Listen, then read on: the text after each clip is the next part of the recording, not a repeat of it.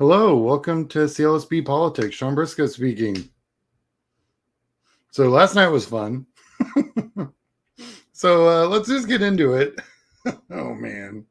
So fun, some interesting statistics on the debate. I always like looking at this kind of stuff. It gives me perspective. How long did they speak? Kamala spoke for 40 minutes. The dumpster fire spoke for 50 minutes. He had 20 he had 10 more minutes than she did to talk. Then it kind of gets worse from there, really. Kamala only was asked 23 questions versus his 39. But you can understand, I'm thinking like 8 of them were just follow up. Did you say they're eating dog? I mean, or cat? I mean, it was definitely lots of follow up because they had to ask him on the abortion issue alone, like what, 3, 4 times and never got a yes or a no out of him. So, what are you going to do with that? So that's kind of where the questions were, and that's where the time was. And I'd like to point out, I called this. If you look at my previous show, I was talking about the timing, and actually got so bad there was a point where I just started running my own clock during the debate. It's because I'm a debate nerd, and that's what we do. And I'll tell you, there was a couple of questions that I'm surprised it was only 39 questions. I'm surprised he only talked 10 minutes more than Kamala. I'm surprised. But that's the numbers. But I had some that went over a minute and a half. Multiple questions go over a minute and a half. Don't take too many of those to get to 10 minutes. So yeah, it was interesting. So they did some, they had a bunch of independents. I'm gonna blow this up a little bit. They had a bunch of independents sit in a room. So pre-debate, you had 12 that were probably Harris, 3 that were neither, and 10 that were probably Trump. But none of them were definitely Harris or definitely Trump. So we'll call that the middle. It's pretty balanced, more or less. By the end of the post-debate, in the post-debate re-interview, it was 5 people were now firmly, definitely voting for Harris. Another 10 were probably most likely going to vote. So that's 15. And then you had 9. I believe one person did not provide information, so they lost one in the mix. But you only had you got none of them are saying definitely Trump. You got 6 saying probably Trump. Those 3 that are neither. I mean, I often call apathy the cancer of our society. The complete lack of engagement boggles my mind. It's like they don't want to believe that they are also in the same boat because that's where they're at. It doesn't make any difference for me. It's the most important thing is that there was definitely voters that went from probably Kamala to definitely Kamala and went from probably Trump to probably Kamala. I mean, I'll take it. So also solid. So I guess let's get into the meat and potatoes, what they talked about. So I'm going to go about how Harris won, or how I see she really did a good job. So she was so her whole fracking thing. See, that cuts right into the money and rural votes. It's actually a deal here in Texas. I hear a lot from other independent voters, if you want to call them that. Fracking's a big deal. It's huge money. People got to feed their families. I mean, I get it. So she definitely was able to clarify her stance on that, which was good. She also used really fun language, calling him weak and wrong. And yeah, it was the way she used that kind of language. Some of the other stuff was turning the page. There's this moment in Men in Black 2 where Will Smith's like, new hotness, old and busted. She literally did new hotness and old and busted on Trump. It was brilliant. She also attacked the mythology of Trump. The guy got $400 million and still filed bankruptcy 6 times. If you just taken $400 million when he got it and put it into a mutual fund, he'd be a billionaire. I mean, it's like instead of whatever shenanigans and nonsense he is, yeah, she definitely poked a few holes in that nonsense mythology. She pointed out that 81 million people fired him. That was a great use of his own language against him. Like, like it made him look so tiny because 81 million people are so big. And that 81 million, he's always like, oh, 74 million people elected me to be president. I should be president. They said I only needed 64. Well, no, you actually need, technically, you do have an advantage.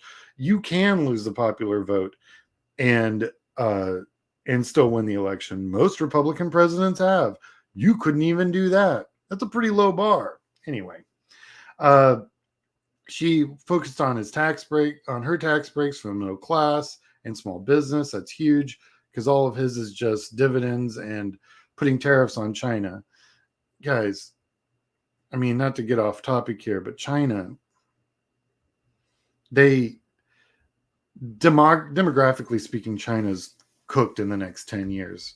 By the time she's wrapping up her second administration, China probably won't be there will be parts of China that are no longer parts of China. So, yeah, China's not a thing anymore. Their one-child policy gutted their population to the point they have no one to replace any of the workers, and their workforce has increased in cost by 1,200%. So yeah, he's stuck in 1982, where China's like a thing. The dragon is awakening. The dragon's awakening, right? That's what world he lives in. He doesn't understand what's happened in the last 30 years. They have the fastest aging population in the history of the world. So yeah, China's not a thing. She also maintained her demeanor and calm. She let him freak out, and the split screen was brilliant and perfect. Yeah, she framed the debate about the future and the past, and that's all you gotta do. So let's go see what Trumpy did. Trump couldn't stop lying. Oh man, and all of his issues are unpopular. He allowed it. Man, that guy's got a real size issue. Because man, once she went in about it's like I guess there's two maximums in the universe. Don't attack the United States Navy, and by God, do not talk about Trump's crowd sizes. Oh my God. I mean, he truly lost it. Yeah, she wouldn't follow him down the rabbit holes that he was happy to run down, hence the 39 questions, trying to get one answer out of the guy. And, he physically looked angry. He was hunched over, squinted face, doing that weird smile, shake the head thing that he does. I mean, he couldn't even look at her. If you can't look at your opponent, you're scared of her. That's facts. So I thought that she won that debate at the handshake when she walked across the entire stage so that she could shake his hand, because he's a germaphobe. He's like one of those weird guys who doesn't like getting handed things, has to have things in very specific spots. He wants to know who put what where. He doesn't shake hands, and he definitely doesn't shake hands with women of color.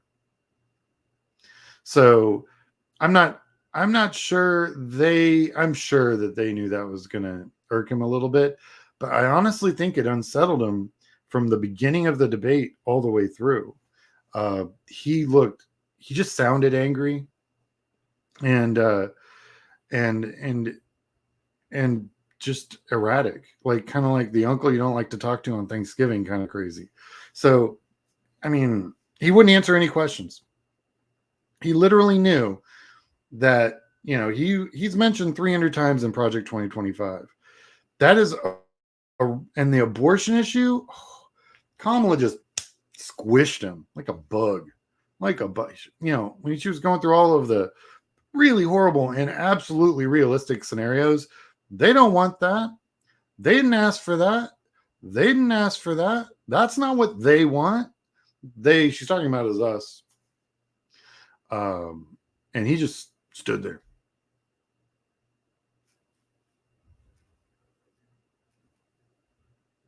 I mean, that was his entire facial. It was just ridiculous. I don't even do a good Trump. I wish I did. But yeah, it's crazy. Yeah, it was fun. I mean, like I said, I think she nailed it. They walked in there, got done everything they needed to get done, and did it. And they're gonna own the. Oh, real quick. Taylor Swift has 280 million followers on Instagram. So I don't know. I haven't gotten the numbers yet for how many people watch the debate, but I imagine it was somewhere around 80 million. Add 280 million to that.